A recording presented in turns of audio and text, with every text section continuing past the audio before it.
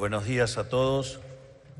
Quiero agradecer a las autoridades de la Sociedad Rural Argentina y en especial a su presidente, Nicolás Pino, por convocarme una vez más para estar de pie ante ustedes.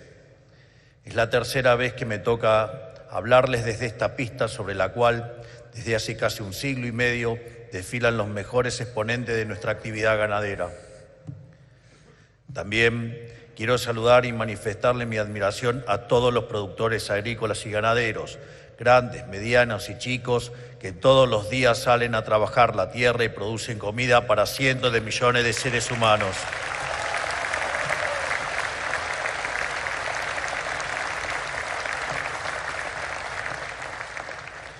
Ustedes son, y por eso sin duda merecen ser llamados héroes.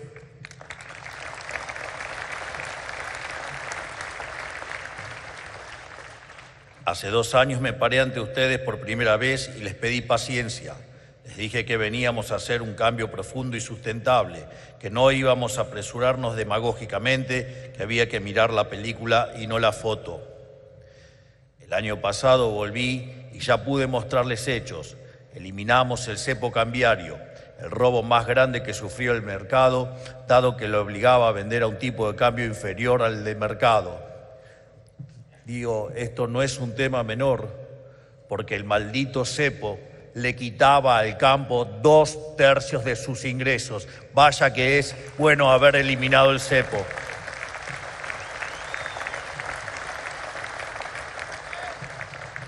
Además, bajamos aranceles a insumos y maquinarias, abrimos mercados y habíamos emprendido las primeras reducciones permanentes de retenciones.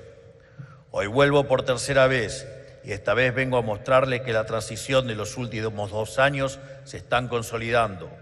Esta vez vengo a decirles algo que quiero que quede grabado en esta jornada. Se viene un campo radicalmente distinto al que conocimos.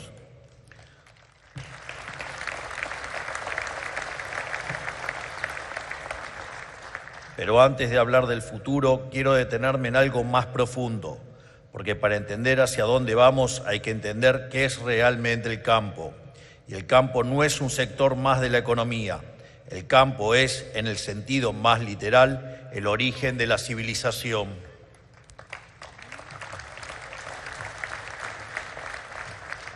Remontémonos al inicio de nuestra especie. Durante cientos de miles de años el ser humano fue un cazador-recolector nómade que vivía al día sin futuro y sin destino. Hasta que un día alguien entendió que podía sembrar una semilla en la tierra y quedarse a esperar la cosecha.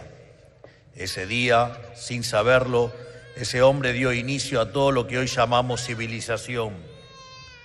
Porque para sembrar y cosechar hay que quedarse en un lugar, y del acto de quedarse a cuidar lo que uno plantó hace el primer derecho de propiedad de la historia. Esta tierra es mía, yo la trabajé y entonces es mía su cosecha.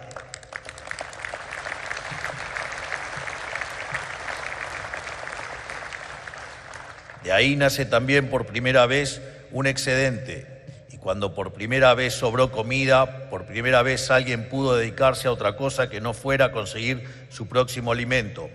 Así apareció el alfarero que creó dispositivos para cocinar, el herrero que desarrolló herramientas para trabajar mejor y el maestro que transmitía estos conocimientos a las nuevas generaciones. Ahí nació la división del trabajo que 3 siglos después describía Adam Smith. Pero la lista no termina ahí. El excedente había que guardarlo, medirlo, registrarlo. De ahí nacieron los números, la contabilidad y la escritura misma. No por nada las tablillas de Uruk, las más antiguas descubiertas por los arqueólogos, eran inventarios de granos. Y bajo este nuevo modelo de vida, lo conveniente era trabajar cada vez más superficie con menos manos, para que más y más personas pudieran dedicarse a diferentes oficios. De ahí nacieron las economías de escala que tanto mencionamos, es decir, los rendimientos crecientes. Había que anticipar las crecidas y las estaciones para saber cuándo sembrar. De ahí nació la astronomía, el calendario y la meteorología. Había que transmitir todo ese saber a las generaciones siguientes y de ahí nació la necesidad de la educación.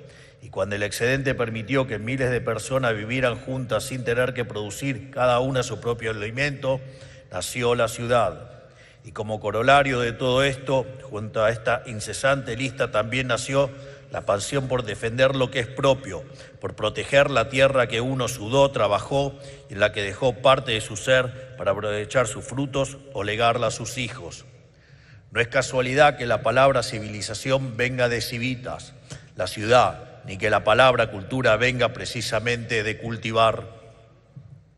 Todo lo que somos, la propiedad, la ley, el comercio, la ciencia, la escritura, la escuela y la ciudad, nació el día en que un ser humano decidió trabajar la tierra. Trabajar el suelo y domesticar lo salvaje no es otra cosa que hacer civilización, por lo que sin el trabajo de la tierra no seríamos muy diferentes de los animales. En otras palabras, domesticar la tierra es lo que nos permitió domesticarnos a nosotros mismos. Por eso, cuando la política ataca el campo, no ataca un sector, ataca el cimiento mismo sobre el que se levantó todo lo demás y la base de nuestra nación, porque gracias a la producción agrícola que el nuevo mundo pudo independizarse del viejo, desarrollar su propio sistema económico e incorporarse a la economía global como un actor fundamental. Esto también lo entendía Julio Argentino Roca, nuestro gran prócer, padre de la Argentina moderna, cuando afirmó que la ganadería y la agricultura son las dos grandes fuentes de la riqueza nacional.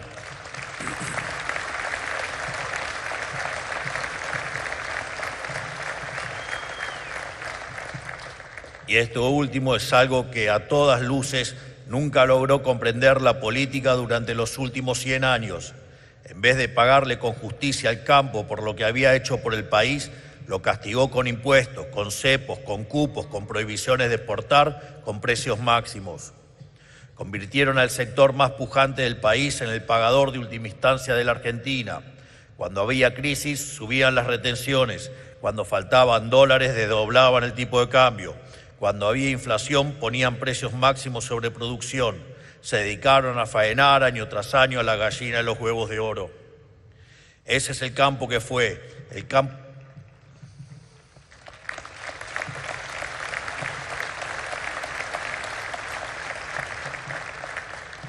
Ese es el campo que fue, el campo exprimido, atado de manos, castigado por el pecado de ser el más productivo y tildado despectivamente bajo la mentira de que el campo era ver crecer los suyos.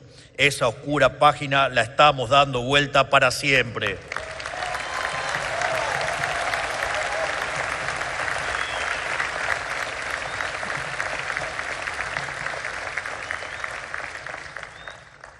Porque hoy, después de apenas 2 años de transitar este camino desregulador, puedo pararme acá y mostrarles con números que la transición dejó de ser una promesa y es una realidad. Empecemos por la superficie. En la campaña 2025-26 se sembró un récord de 40 millones de hectáreas, la mayor superficie de nuestra historia. Pero eso es tan solo una pequeña parte de la ecuación, porque si bien la superficie creció apenas un 3%, la producción saltó un 22%, hasta una cosecha récord histórica de más de 164 millones de toneladas de granos, un 30% por encima del promedio de las últimas 10 campañas. Estamos en los albores de una revolución tanto expansiva como intensiva en la siembra que nos va a devolver todo el terreno perdido frente a nuestros competidores.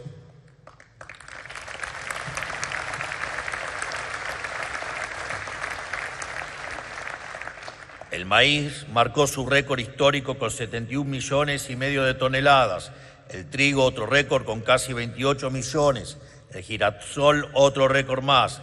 En jerga económica, producir más con lo mismo es lo que se conoce como rendimientos crecientes y es la pieza que desbloquea el crecimiento económico.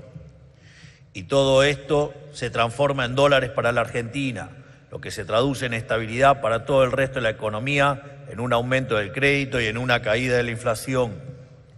En 2025 las exportaciones agroindustriales marcaron un récord histórico, más de 115 millones de toneladas, lo que significa un ingreso de más de 52.000 millones de dólares con 132 productos, alcanzando su máximo volumen exportado en al menos 7 años y llegando a más de 150 destinos en el mundo.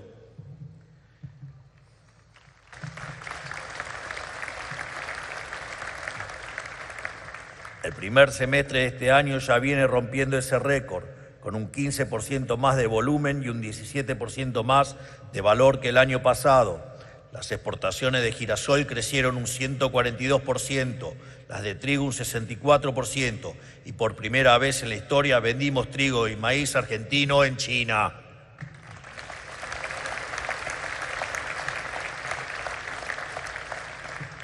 Yendo a la industria cárnica, la carne vacuna está viviendo un momento histórico. En los primeros 5 meses del año las exportaciones crecieron un 46% en valor. El mercado de los Estados Unidos, que durante años se nos había cerrado, hoy es una máquina de batir récord. Gracias a un sensacional trabajo de nuestros ministros, logramos quintuplicar la cuota de exportación a este país y en apenas 6 meses de este año ya le vendimos más carne que en todo el año pasado por un valor de 800 millones de dólares.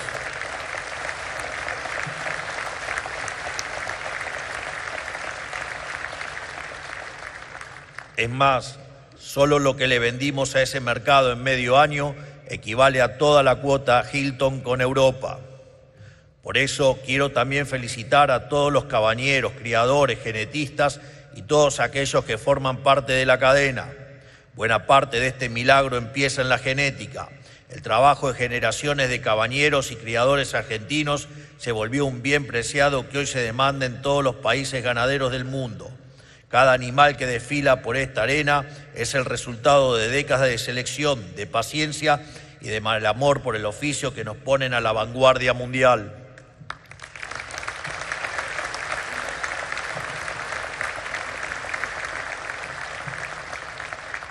Por otro lado, quisiera aprovechar el día de hoy para recordarnos a todos los argentinos que nunca más debemos permitir que alguien nos venga con la cantinera de que el campo no agrega valor ni genera empleo.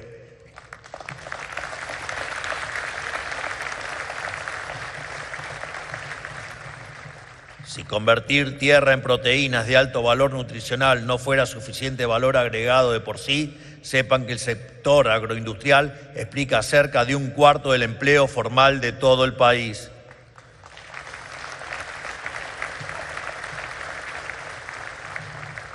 Detrás de cada productor hay veterinarios, molineros, ingenieros, biotecnólogos, gomeros, genetistas, almaceneros, aceiteros, forrajeros y playeros de estación de servicio. En 2025, la molienda de soja fue la segunda más alta de toda nuestra historia, la de girasol y la de maní, los mayores en 25 años, la de trigo entre las mejores en 15. O sea que además de vender el poroto, vendemos el aceite, la harina y hasta el biodiesel. Cada tonelada incluye capas y capas de mano de obra. Por eso, cuando el campo le va bien a todo el interior y le va bien a la Argentina.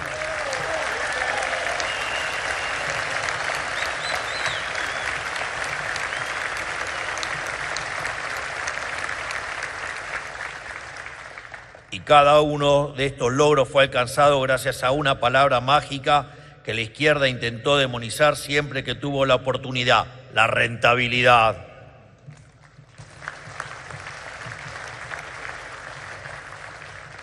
Solo por la baja de retenciones, la relación entre nuestros precios en Rosario y los de Chicago mejoró hasta un 19% en el maíz y un 12% en la soja. Entre 2019 y 2023, el productor que vendía soja recibía en torno al 65% del precio internacional, mientras el resto se lo quedaba el Estado en el camino. Hoy recibe el 75% y va a seguir subiendo hasta que el día de mañana reciba el precio pleno, el 100% de lo que genera su esfuerzo.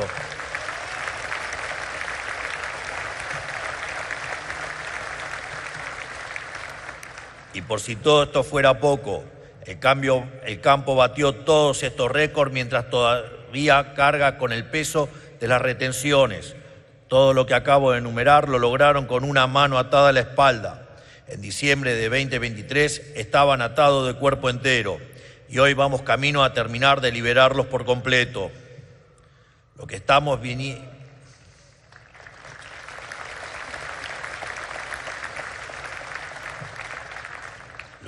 viendo es una pequeña muestra de lo que puede lograr el campo argentino. Es apenas el punto de partida. La Argentina volvió a ser el segundo exportador neto de alimentos del mundo y el campo genera el 60% de las divisas del país y año tras año generaba casi todas las divisas netas. La transición se está consolidando y cada nuevo paso que da el sector es más rápido que el anterior. Hoy, la energía y la minería están rápidamente acompañando el despegue exportador del país. Frente a quienes ven en ello un riesgo, nosotros queremos señalarles que presenta antes que nada una oportunidad. El crecimiento de esos sectores que antes no producían nada es lo que financiará la quita de retenciones y el verdadero empoderamiento del campo pujante en las próximas décadas.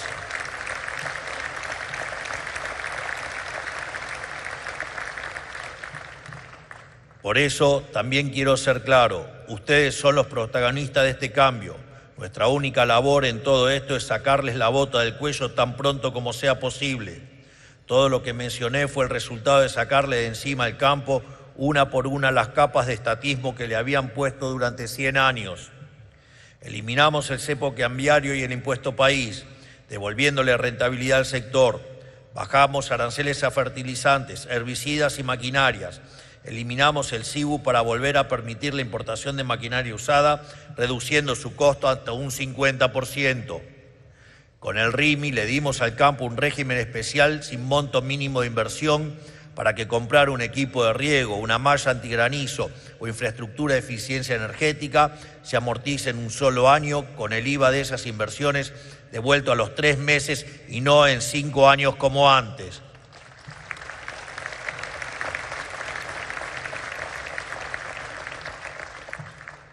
Es decir, permitimos que el capital de trabajo vuelva rápido al bolsillo del productor para seguir invirtiendo.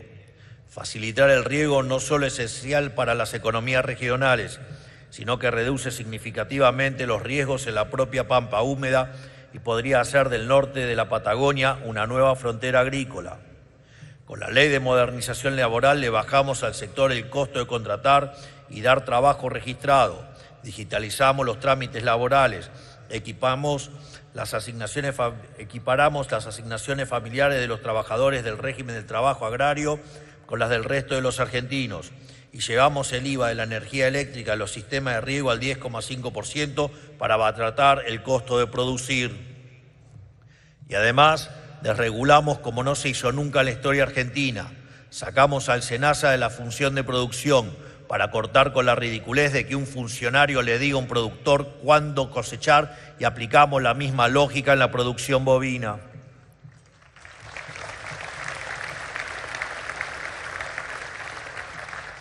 Eliminamos el peso mínimo de la faena, dejamos caducar la prohibición de exportar ciertos cortes bovinos, levantamos la prohibición de exportar ganado en pie que nos dejaba fuera de un mercado de millones de cabezas anuales que era capitalizado por nuestros vecinos, jubilamos el libro físico de movimiento de carne que llevaba más de 40 años y lo reemplazamos por un sistema digital y dimos de baja el RUCA para sacarle burocracia de encima al comercio de granos.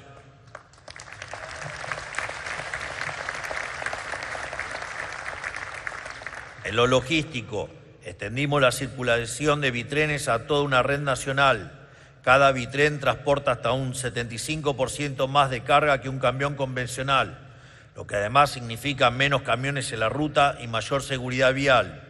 Y estamos licitando al sector privado la red vial troncal, por donde pasa el 80% del tránsito del país para que nuestras rutas estén a la altura de lo que los argentinos merecen.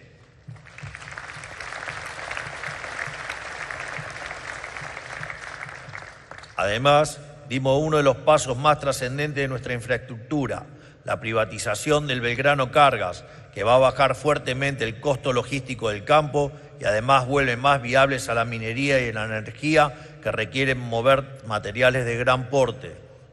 En materia sanitaria, el nuevo plan de vacunación contra la aftosa le va a ahorrar a los productores unos 25 millones de dólares, sin resignar un solo gramo de nuestro estatus sanitario. En definitiva, de las más de 16.000 reformas que llevamos hechas, más de 1.000 fueron para liberar al campo específicamente. No por nada el Ministerio de Regulación lleva por nombre interno el del Ministerio de los Rendimientos Crecientes. Pero no solo le bajamos los costos y le sacamos la burocracia de encima, también le devolvimos al productor las herramientas para financiarse y crecer. Liberamos el mercado de capitales para el sector agropecuario. Ahora los productores no quedan atados únicamente al crédito bancario o a sus proveedores para financiarse. La nueva flexibilización en el mercado facilita las emisiones de deuda y acciones por montos inferiores a los 130 millones de dólares. Quizás los resultados de estos cambios no se vean instantáneamente, pero son ventanas que irán abriendo oportunidades de financiamiento novedosas. Tomemos, por ejemplo, el mercado de warrants. Tras 110 años sin cambios, desregulamos el mercado de warrants, bajando su costo del 3,5% al 1% y permitiéndole al productor emitir su propio warrant para hacer líquidos sus stocks. Llevó un par de años, pero hoy es un mercado vibrante que les permite a los productores a lo largo y ancho del país obtener financiamiento accesible usando lo que previamente eran activos inmovilizados. Además, pusimos en marcha el pagaré mercancía, un viejo reclamo del sector que ya se está aprovechando principalmente para comprar maquinaria. Siempre retuve la gran duda de por qué los productores se financiaban exclusivamente con deuda, con la carga y el riesgo que esto implica, en lugar de buscar nuevos socios para sus emprendimientos. Esto les permitiría obtener recursos financieros, pero sin el compromiso de pagar, excepto cuando se obtengan ganancias. Mi sospecha siempre fue que era culpa de las trabas burocráticas y ahora podremos ver si estaba en lo correcto. Y si de desregulación se trata, el mayor impacto lo pudimos observar con la llegada de Starlink. Hoy cualquier productor puede acceder a Internet de máxima calidad hasta en el último rincón del país.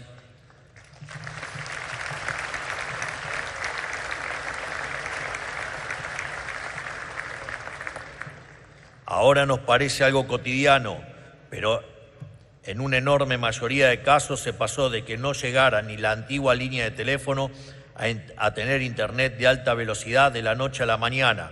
Y con ello apareció por primera vez la posibilidad de incorporar tecnología inalámbrica a los cultivos y poder monitorearlo desde cualquier parte del planeta.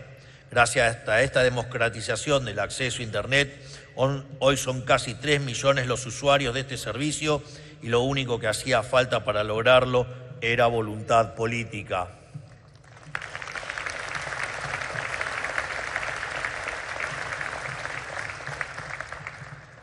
Y a estos 3 millones de usuarios, ahora, gracias a una iniciativa impulsada por el ENACOM y la propia Starlink, se le va a sumar 6.000 escuelas rurales que hasta hoy tenían una conexión a Internet deficiente o directamente no tenían conectividad alguna.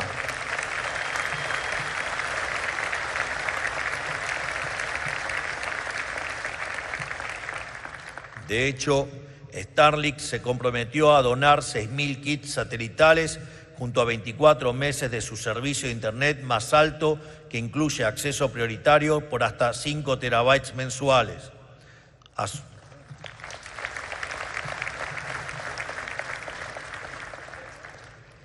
Sí, terabytes. 5 terabytes. Sí, es un montonazo, sí. Gracias, Elon.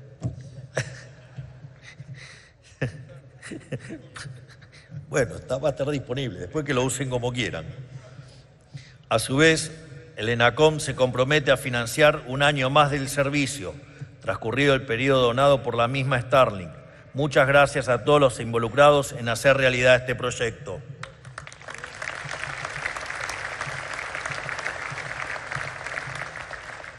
Además, gracias al excelente trabajo conjunto de Cancillería, Economía y Agricultura, le abrimos el mundo a nuestros productos. Tras 25 años de trabas, firmamos el acuerdo con la Unión Europea y nuestros productores de miel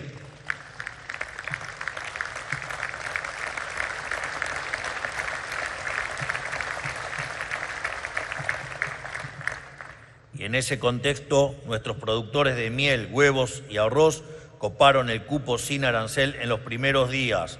Un gran ejemplo de lo que puede lograr nuestro sector privado cuando se le sacan los grilletes. Firmamos también un acuerdo con EFTA. Estamos tratando otro con Singapur. Avanzamos en la relación con Estados Unidos, que multiplicaron su cuota de carne argentina, y con mercados de enorme potencial como Japón, India, Vietnam y los Emiratos Árabes Unidos. También presentamos la solicitud de adhesión al Acuerdo Transpacífico para integrar así redes comerciales dinámicas donde se combinan escala demográfica, crecimiento económico y demanda sostenida de alimentos de mayor valor. Cuando asumimos, los acuerdos comerciales argentinos alcanzaban alrededor del 20% del Producto Mundial. Esa era la cara visible de décadas de aislamiento y oportunidades desperdiciadas. Nuestro objetivo es llevarla al 60% del Producto Mundial y continuar avanzando desde allí, hasta cubrir todo el globo, para que nuestros productores accedan a un mercado de más de 8.000 millones de seres humanos.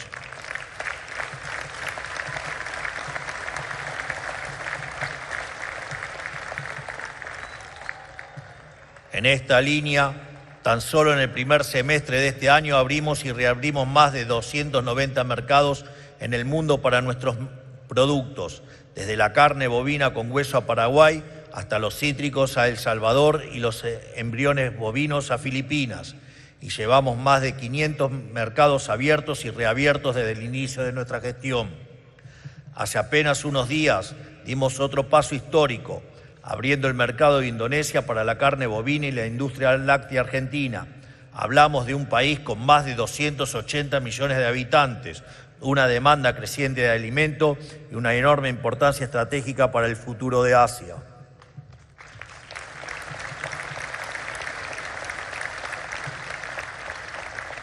Así, con cada nueva habilitación ampliamos nuestra capacidad exportadora, incorporamos más provincias al comercio internacional y confirmamos la confianza de los mercados más importantes del mundo en nuestra producción y su calidad.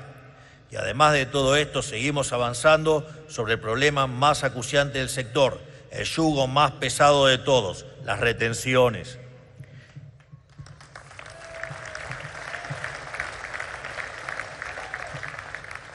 Y quiero repasar una por una lo que ya hicimos para que no nos olvidemos de dónde venimos. A los lácteos, a las economías regionales, a las carnes transformadas, a los productos porcinos y a las varias categorías de carne bovina, les eliminamos las retenciones por completo y hoy están en cero.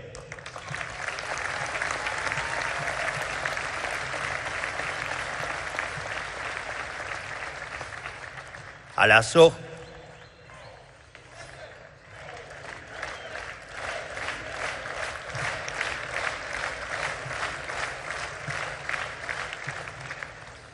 A la soja la bajamos del 33 al 24% y vamos a ir bajándola sostenidamente hasta llegar al 15% en diciembre del 28. A sus derivados, la harina y el aceite, del 31 al 22,5, camino al 14. Al maíz, del 12 al 8,5 y llegará al 5,5%. Y al trigo y a la cebada ya lo bajamos del 12 al 5,5%. Por primera vez en la historia nacional, el productor tiene un cronograma, sabe cuánto paga hoy y cuánto va a pagar mañana. Tiene por fin previsibilidad y, por sobre todas las cosas, más libertad y menos impuestos. Y todo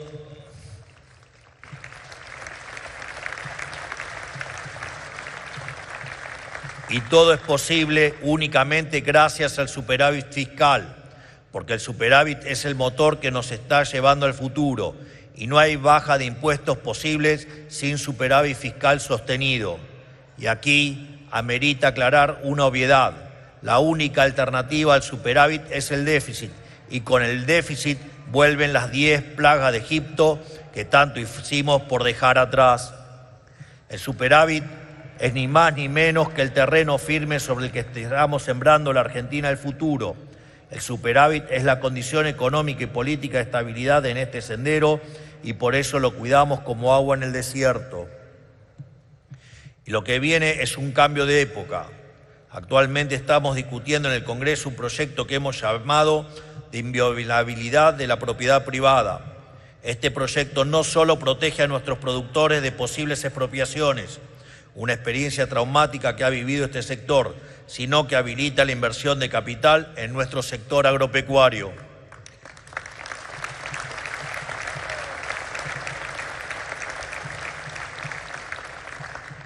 Existen cientos de negocios que requieren compra de tierras a escala y que quieren venir a invertir a nuestro país. Hablo de la industria forestal, la industria láctea, ciertas economías regionales y el riego para volver viables cultivos en zonas áridas, por mencionar algunos. Dadas nuestras restricciones actuales, hoy son sectores que se encuentran subexplotados. Con la aprobación de la ley, estimamos una inversión de 15.000 millones de dólares en estas industrias.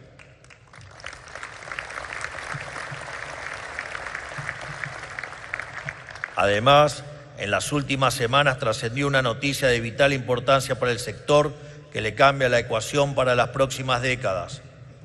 Gracias al boom del gas, se anunció una inversión de 2.700 millones de dólares para la construcción de una planta de urea granulada con una capacidad de 2.1 millones de toneladas anuales a partir de 2029.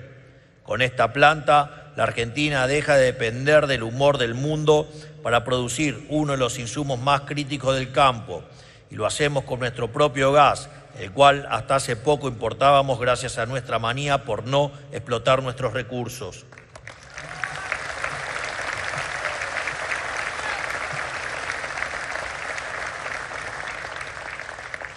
Esto es lo que pasa cuando un país deja de enemistarse con su propia riqueza y empieza a aprovecharla.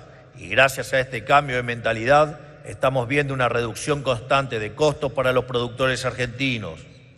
Durante años, el productor argentino quedó a merced de la voluntad y volatilidad mundial en el precio de los fertilizantes, importando lo que perfectamente podíamos producir acá. Eso va camino a terminarse de una vez y para siempre. Finalmente, me gustaría contarles que estamos enviando al Congreso una ley que modifica el régimen de navegación de nuestro país, un antiguo reclamo de las provincias del norte. Argentina es un país bendecido por sus ríos y la Constitución de 1853 ya garantizaba la libre navegación de los ríos, cada uno de los pilares de la prosperidad. Durante décadas desaprovechamos esa bendición. Con la nueva licitación y expansión de la hidrovía y con la habilitación de nuevos puertos privados a lo largo de todo el país, vamos a abaratar drásticamente el costo del flete, sobre todo para los productores del norte, que son los que más lejos están y más caro pagan para sacar su producción. Para poner un poco en contexto el significado de algo así, para un productor del norte, esta baja de costo logístico equivale a una reducción de aproximadamente 8 puntos de retenciones y el ahorro es mucho mayor para los productores cercanos al Paraná, Paraguay y Uruguay. Para la industria forestal también equivale a una baja del costo total del 8%.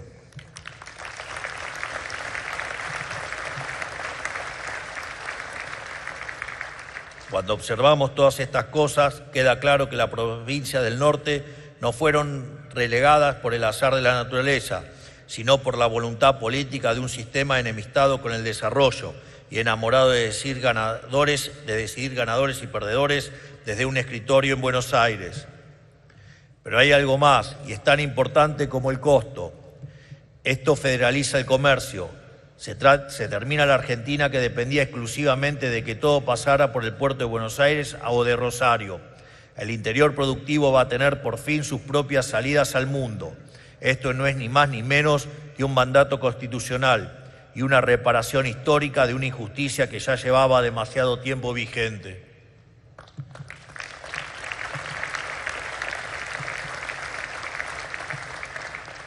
De hecho, bajo el RIGI ya se aprobó la construcción de un nuevo puerto multipropósito en Timbúes, sobre el Paraná, con una inversión de 277 millones de dólares. Y en los últimos días fue noticia la evaluación de un proyecto para desarrollar una nueva hidrovía hasta el centro de Neuquén, lo que también beneficiará a las economías agroexportadoras regionales como la vitivinícola y la frutícola. Tal vez, como sostuve antes, el desarrollo de la energía libera también las fuerzas productivas del agro, porque esa es la gran diferencia entre el campo que fue y el que se viene. El campo que fue era un sector genial, maniatado con cadenas regulatorias e impositivas demenciales que aún con sobrecarga tributaria nunca vista en la historia de la humanidad, se mantuvo competitivo a nivel global. Que sobreviva fue poco menos que un milagro, pero ahora es momento del verdadero milagro, su nuevo siglo de crecimiento sin límites. El campo que se viene va a producir récord tras récord gracias a que el Estado por fin se corrió del medio. Tenemos las condiciones para producir 300 millones de toneladas de granos, para duplicar la producción actual. Vamos a darle un régimen de derechos de propiedad a los innovadores semillas para que la tecnología argentina, hecha por argentinos, pueda venderse acá y potenciar nuestros rendimientos en lugar de solo potenciar los rendimientos de otros países.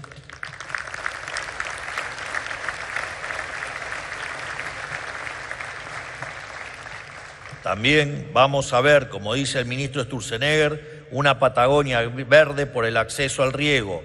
Y de hecho ya la estamos empezando a ver con productores de maíz en añelo que están alcanzando rinde de hasta 12 toneladas por hectárea.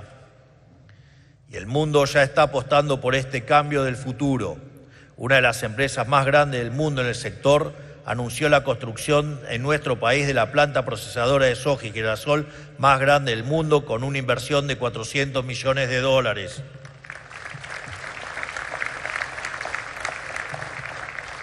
Como decía el gran Milton Friedman, basado en Charles Thibault, el primer voto y el más importante de todos es el que sucede con los pies, con nuestras decisiones cotidianas. Y hoy, después de tantas décadas de huir despavorido, el capital global está volviendo a votar por la Argentina.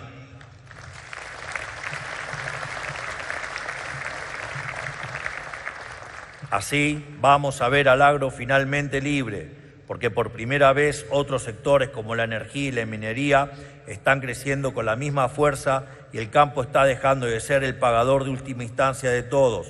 El techo que la política le puso al campo durante 100 años se está levantando y cuando logremos terminar de eliminarlo, este sector va a volar como nunca antes lo hizo en su historia.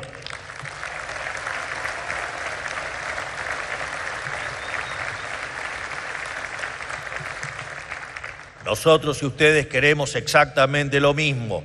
Queremos volver al país que cuando le dio libertad al campo se convirtió en el granero del mundo y en una de las naciones más ricas del planeta. Ustedes que están acostumbrados a pensar en generaciones entienden mejor que nadie lo que significa lo que estamos construyendo.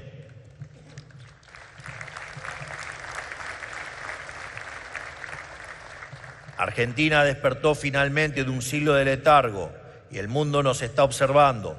Están quienes quieren tomarnos de ejemplo y están quienes quieren defender el status quo con uñas y dientes. El triunfo del modelo liberal en Argentina puede cambiar el rumbo de muchos países y los enemigos de la libertad, desperdigados por el globo, no pueden darse el lujo de perder los privilegios que edificaron durante décadas. No es casualidad que en los últimos días hayamos visto una campaña mediática internacional intentarnos bajar el precio con cualquier tipo de mentira para demonizar nuestro sentir patriótico. Hoy está más claro que nunca que existen quienes buscan que la Argentina no encuentre su destino de grandeza, pero no le vamos a dar el gusto. Vamos a hacer a la Argentina grande nuevamente.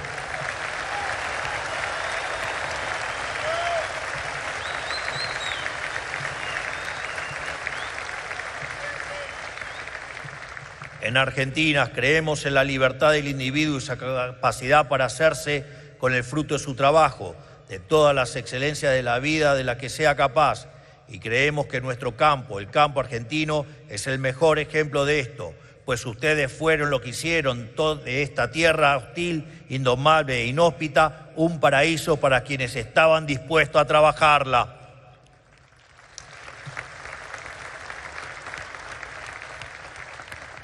Por eso, vayamos juntos de la mano y aprovechemos esta oportunidad histórica. Tomemos el toro por las astas y apostemos a la Argentina, porque tenemos la posibilidad de dejar atrás para siempre el siglo de humillación e inaugurar un nuevo siglo de oro para la nación. Sigamos cultivando nuestro suelo, sigamos sirviendo a nuestra patria y sigamos haciendo grande a la Argentina. Sin